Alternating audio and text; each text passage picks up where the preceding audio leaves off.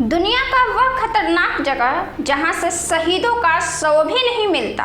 3 अप्रैल साल 1984 वह दिन है जिसने यह तय कर दिया था कि आने वाले कई सालों और न जाने कितने सालों तक बिना युद्ध लड़े भारत और पाकिस्तान के सैनिकों को ऐसी मौत मिलेगी कि उनका शव तक उनके परिवार को नसीब नहीं होगा। रूह कांप जाता है बस यह सुनकर। आप सोच कर देखिए कि जो ऐसी जिंदगी जीते हैं और जिनके परिवार वाले इन भयावह दर्द से होकर गुजरते हैं, उन पर क्या गुजरती होगी। यह सिर्फ देश के लिए जान से खेलने वाले योद्धा हैं। कश्मीर के उत्तर में 6700 मीटर की ऊंचाई पर सियाचिन ग्लेशियर है, जिसे दुनिया का सबसे ऊंचा मैदानी जंग कहा जाता है। यह इसलिए घातक नहीं है कि यहाँ ढलान और घाटियाँ काफ़ी हैं, बल्कि इसलिए घातक है कि यहाँ की जलवायु जानलेवा है। बर्फीली तूफान और हिमस्खलन यहाँ कोई और सामान्य बात नहीं है। यह जानते हुए दोनों देशों के सैनिक यहाँ तैनात रहते हैं, और न केवल तैनात रहते हैं बल्कि इन घटनाओं में बड़ी संख्या में सैनिक की जान गई और उनका शव तक नहीं मिला है। इस मुद्दे पर दोनों देशों को एक उचित निर्णय पर पहुंचना चाहिए, मगर अफसोस कि आज भी यहाँ दोनों देशों के सैनिक अपनी जान बिना युद्ध के गंवाने के लिए खड़े रहते हैं। 38 साल बाद शहीदों के शव मिलते हैं और तब जाकर अंतिम संस्कार होता है। 38 साल बाद शव मिलते हैं और तब जाकर उनका अंतिम संस्कार किया जाता है। समाचार एजेंसी पीटीआई में एक खबर छपी थी जब अधिकारियों ने भारतीय सैनिक चंद्रशेखर हरबोला का अवशेष निकाला था। वे साल 1984 में ग्लेशियर में गश्त के दौरान अपने 19 साथियों के साथ हिमस्खलन में फंस गए थे। वे उत्तराखंड के रहने वाले थे। 1984 के बाद उनका अवशेष 2022 में मिला और तब जाकर उनका राजकीय सम्मान के साथ अंतिम संस्कार किया गया।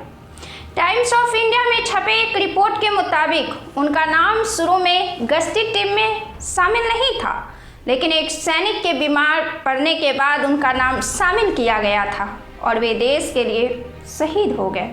यह कोई अनोखा मामला नहीं है, ऐसे कई सारे मामले हैं यहाँ ग्लेशियर की घटनाओं की। इसी तरह से 2014 में भी भारतीय सेना की गश्ती टीम के तुकाराम पाटिल का भी शव मिला था। वे भी इस तरह की ही घटना में 21 साल पहले गायब हो गए थे। 5000 सैनिक बिना युद्ध के मारे गए हैं।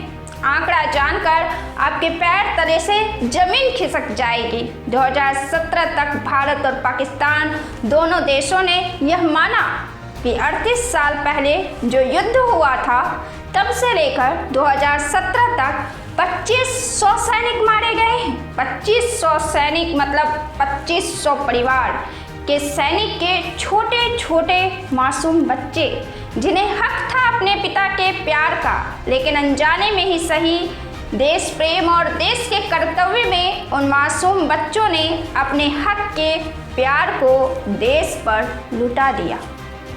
बीबीसी में गैर आधिकारिक तौर पर इन सैनिकों की मौत का आंकड़ा 3000 से लेकर 5000 तक रिपोर्ट में बताया गया है।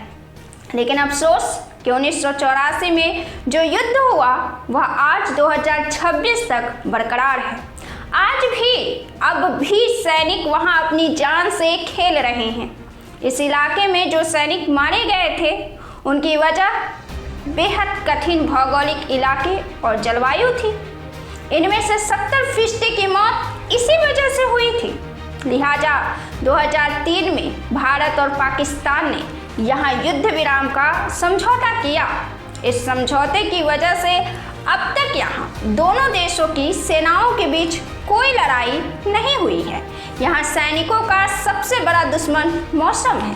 ठंडी हवा और ऑक्सीजन की कमी ही यहाँ के हालात को घातक बनाते हैं, दुश्मन की फौज नहीं। सियाचिन में औसतन तापमान पूरे साल 0 से 20 डिग्री नीचे तक रहता है। लेकिन ठंड में यह 50 डिग्री नीचे तक चला जाता है। यह भी ध्यान रहे कि ऑक्सीजन की कमी से यहाँ सांस लेना बहुत मुश्किल होता है। 7 अप्रैल 2012 की घटना ने पाकिस्तान ही नहीं भारतीयों का भी दिल दहला दिया। 7 अप्रैल 2012 की तारीख भूलने वाली नहीं है, न केवल पाकिस्तानियों के लिए बल्कि हिंदुस्तान और पूरी दुनिया के लिए भी, जिस घटना ने यह सीख दी कि अगर इंसानियत की रक्षा कोई देश चाहता है तो बेवजह के हड़पने की नीति पर काम ना करे। लेकिन अफसोस कि इंसानियत और मानवता जैसी बात इस मनोदशा में दरकिनार कर दिया जाता है, जैसे यह सिर्फ किताबों की शोभा बढ़ाने के ही शब्द हैं। 7 अप्रैल 2012 को यहाँ अब तक का सबसे खौफनाक हादसा हुआ। उस दिन पाकिस्तान लाइट इन्फेंट्री के 140 सैनिक हिमस्खलन में दब गए। यूनिट के हेडक्वार्टर को बर्फ और पत्थरों ने निगल लिया। यह इलाका पाकिस्तानियों सेना के गयारी सेक्टर में था। ये जगह सियाचिन ग्लेशियर से 32 किलोमीटर दूर पश्चिम में है। 1 साल बाद भारतीय सेना के साथ भी ऐसा ही हादसा हुआ। भारतीय चौकी पर एक बड़ी सी बर्फ की दीवार गिर पड़ी। अधिकारियों के मुताबिक इस हादसे में 9 सैनिकों की मौत हो गई थी। भारत और पाकिस्तान ने हाल के सालों में इलाके के और सैन्यीकरण करने और साझा इलाकों की डिलिमिटेशन पर बातचीत की, लेकिन इसका कोई नतीजा नहीं निकला। इस वजह से दोनों ओर के हजारों सैनिकों को इस बेहद कठिन भौगोलिक इलाके में तैनात रहना पड़ रहा है, जबकि हकीकत ये है कि जानलेवा मौसम की वजह से यहाँ बाथरूम जाने, ब्रश करने या खाना खाने का रूटीन काम भी उनके लिए जानलेवा खतरनाक साबित हो सकता है। 2014 में BBC ने बताया था कि भारतीय सेना हर दिन सियाचिन में तैनात अपने सैनिक की सप्लाई के लिए $10 लाख खर्च करती है।